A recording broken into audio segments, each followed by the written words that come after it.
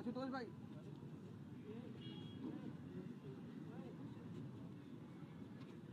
आशुतोष भाई हटिए यार सामने से। सामने सब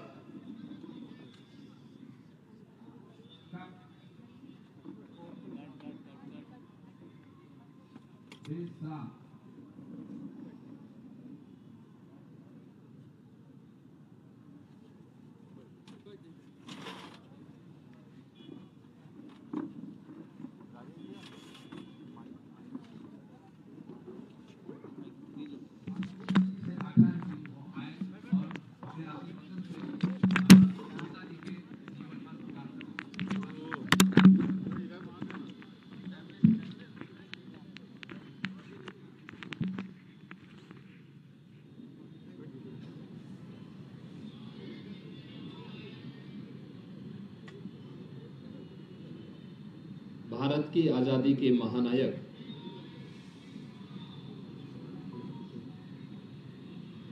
भारत माता के महान सपूत नेताजी सुभाष चंद्र बोस की आज पावन जयंती है। इस अवसर पर देश की आजादी के लिए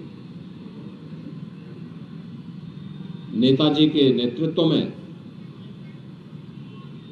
चले उस पूरे अभियान को स्मरण करते हुए मैं नेताजी सुभाष चंद्र बोस को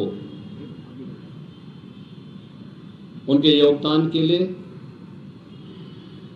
पूरे प्रदेश वासियों की ओर से कोटि कोटि नमन करता हूं। आज के इस समारोह में उपस्थित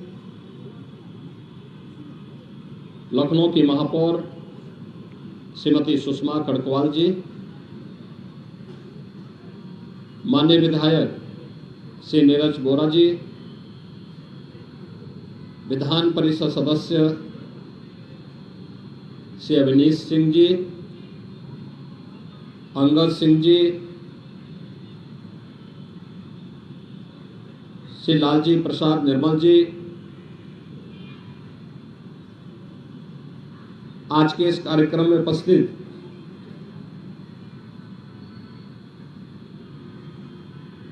श्री गौरव शुक्ला जी, अशोक कुमार भार्गव जी, रोहित खत्री जी, माननीय विधायक श्री अमरीश कुमार जी, विधान परिषद सदस्य श्री रामचंद्र प्रधान जी और उपस्थित सभी नेताजी के प्रति श्रद्धा और सम्मान का भाव रखने वाले मेरे युवा साथियों, पूरा देश भारत माता के इस महान सपूत को, जिन्होंने अपने व्यक्तित्व और कृतित्व से आजादी के आंदोलन को एक नई दिशा दी थी, और कोई अतिशयोक्ति नहीं कि नेताजी भारत की आजादी के पूरे अभियान के दौरान एक महानायक के रूप में हर भारतवासी के लिए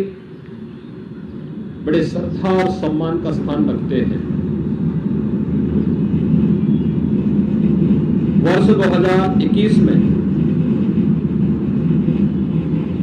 नेताजी के योगदान के प्रति कृतज्ञता ज्ञापित करते हुए आदरणीय प्रधानमंत्री जी ने 23 जनवरी की तिथि को पराक्रम दिवस के रूप में मनाने का निर्णय लिया। नेताजी हर भारतवासी के लिए एक प्रेरणा है। राष्ट्र के प्रति निष्ठा का भाव, असीम साहस, वीरता और निस्वार्थ सेवा को सम्मान देने की प्रेरणा नेताजी के व्यक्तित्व से पूरे भारतवासियों को प्राप्त होता है। जब व्यक्ति जो बोलता है उसके अनुसार आचरण करता है तो उनका आह्वान एक मंत्र बन जाता है। देश की आजादी के पूरे आंदोलन के दौरान भारत की आजादी के लिए नेताजी के द्वारा किए गए आह्वान कि तुम मुझे खून दो मैं तुम्हें आजादी दूंगा, ये पूरे भारत के नागरिकों के लिए यह एक मंत्र बन गया था। खासतौर पर युवाओं के अंदर इस नारे ने ऐसा जादू फैलाया कि देखते ही देखते ब्रिटिश हुकूमत को नेताजी को नजरबंदी और कैद करने की दिशा में आगे बढ़ना पड़ा था। लेकिन उनकी नजरबंदी से निकलते हुए नेताजी ने दुनिया के उन तमाम देशों में जाकर के, जर्मनी में, जापान में और दुनिया के अन्य अनेक देशों में जाकर के भारत की आजादी के लिए न केवल उन देशों के सहयोग से बल्कि युवाओं के लिए अपने संदेश के माध्यम से भी वे एक प्रेरणा भरते रहे। आज जब हम सब नेताजी सुभाष चंद्र बोस की इस पावन जयंती कार्यक्रम के साथ जुड़े हुए हैं, स्वाभाविक रूप से बहुत सारे प्रश्न आज की युवा पीढ़ी के मन में आ रहे होंगे, क्योंकि अक्सर हम देखते हैं कि हर व्यक्ति अपने स्वयं के कैरियर के प्रति चिंतित होता है, लेकिन देश और समाज के सामने जो चुनौतियां हैं उन चुनौतियों की अपनी चुनौती मानने से वह बचने का प्रयास करता है। नेताजी सुभाष चंद्र बोस उस समय की सबसे प्रतिष्ठित सिविल सर्विसेज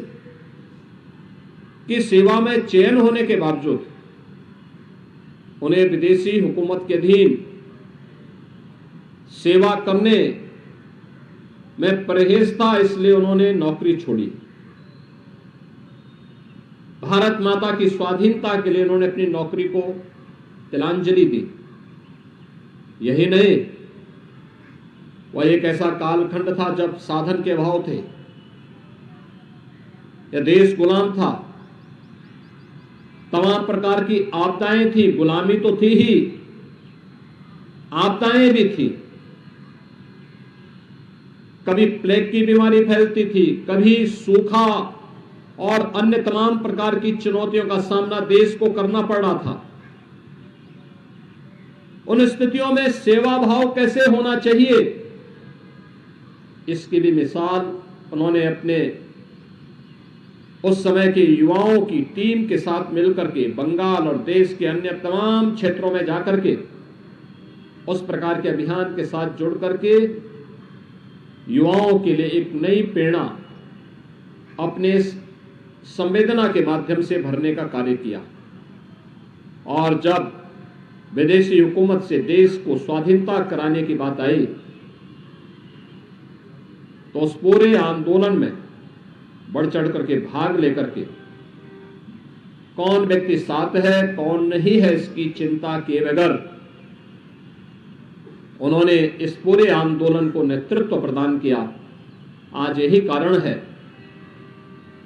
कि देश जब भी युवा पखवाड़ा मनाने की बात करता है तो स्वामी विवेकानंद की पावन जयंती से लेकर के नेताजी सुभाष चंद्र बोस की पावन जयंती तक इस पूरे कार्यक्रम के साथ जुड़ करके युवाओं को एक नई प्रेरणा इससे प्राप्त हो, वे राष्ट्र धर्म के लिए अपने आप को समर्पित भाव के साथ जो चुनौतियां हमारे सामने हैं, जाति की, मत और मजहब की, क्षेत्र और भाषा की, इससे ऊपर उठ करके हर नागरिक का एक ही धर्म होना चाहिए, वो राष्ट्र धर्म है। और राष्ट्र धर्म के प्रति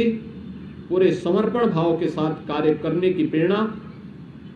नेताजी सुभाष चंद्र बोस का महान व्यक्तित्व हम सबको प्रदान करता है। आज के इस अवसर पर एक बार फिर से नेताजी सुभाष चंद्र बोस